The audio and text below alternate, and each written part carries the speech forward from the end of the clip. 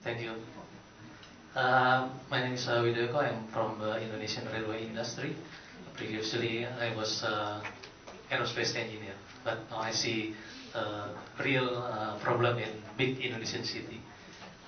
The current public transportation in Jakarta and most of the Indonesian cities, we see that all kind from small to bus, like ojek, and maybe you don't know ojek here.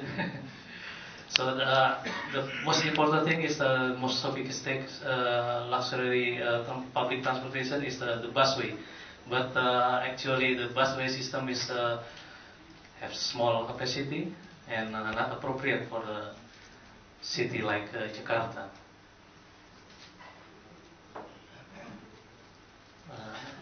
This is some problem of the busway in Jakarta. Yeah, we have a small capacity, kapasitasnya terlalu kecil. People have to wait for many times to wait the bus. Dan sistem transportasi lain yang lebih sesuai. Dan the result is still a huge traffic jam in Jakarta or other big Indonesian city. Transportasi ini seperti ibaratnya aliran darah dalam tubuh kita. Jadi kalau aliran darah tidak lancar, dan kerja tubuh kita juga tidak bisa optimal.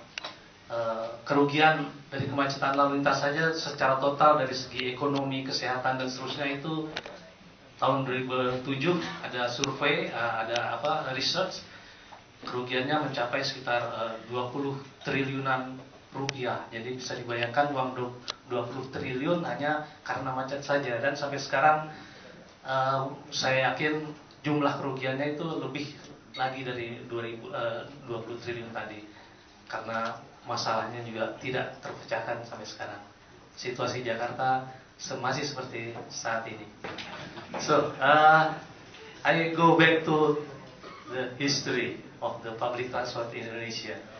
In the past, before the World War, the Dutch has already introduced the good hierarchy of the public transportation in big city in Indonesia like Jakarta, Surabaya, Semarang, Jogja, Bandung, etc. They already use the light rail system, but after the independence of Indonesia, gradually the light rail system is abandoned. Jadi sayang sekali Belanda sudah membuat sistem yang bagus hierarkinya untuk transportasi. Jadi untuk di Jakarta dan Surabaya udah ada tram listrik, bahkan tram listrik di Jakarta itu lebih dulu dari Amsterdam. Yeah, we may proud because electric tram in Jakarta is earlier than in Amsterdam itself. Jadi ini kira-kira situasi public transportation di Jakarta before the World War II. It's very modern compared to other Asian city, or it's comparable to European city also.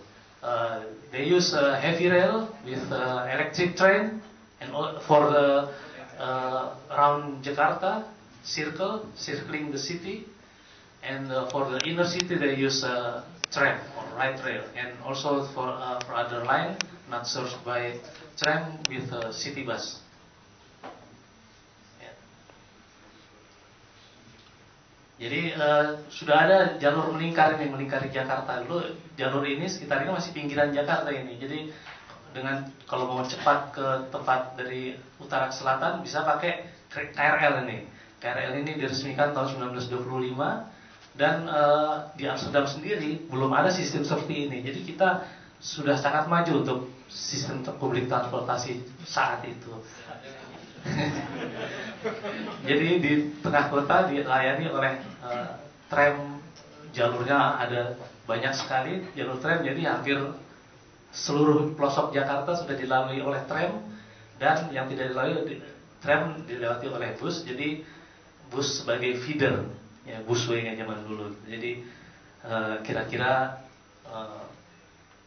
zaman sebelum Perang Dunia Kedua itu Jakarta sudah termasuk sangat modern untuk sebuah kota yang metropolitan. Pamit, you have 1 minute more. Oh. It's very interesting, but then. Yeah. Okay.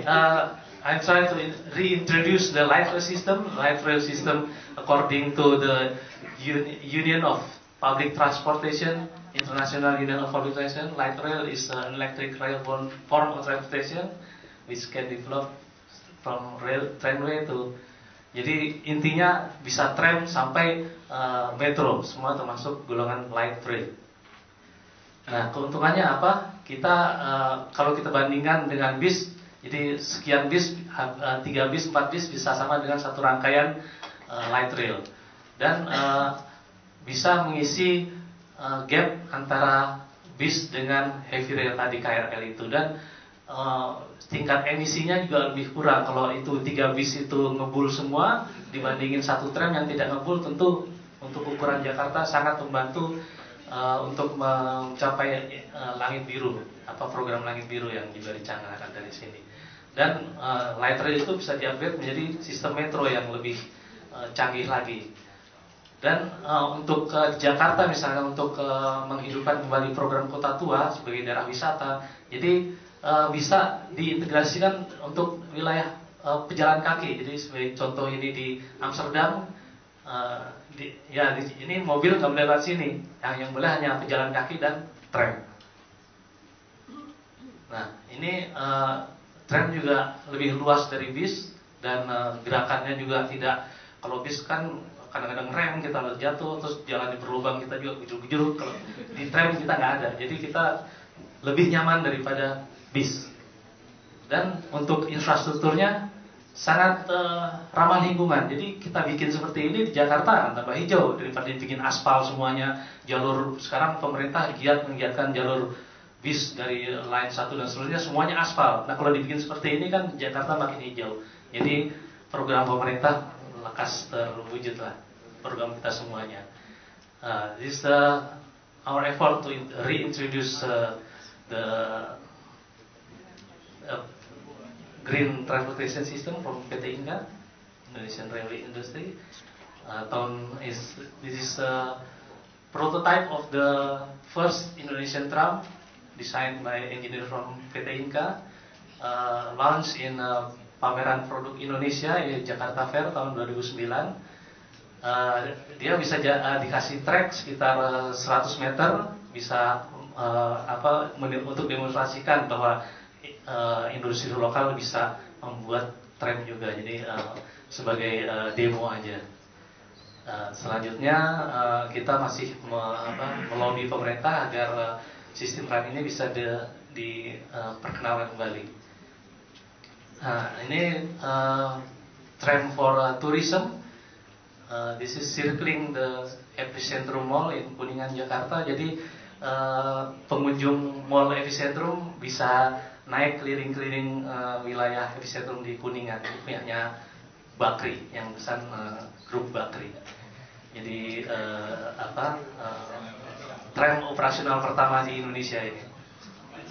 Sangat mewah, very luxury tram. Dan ini usaha kami.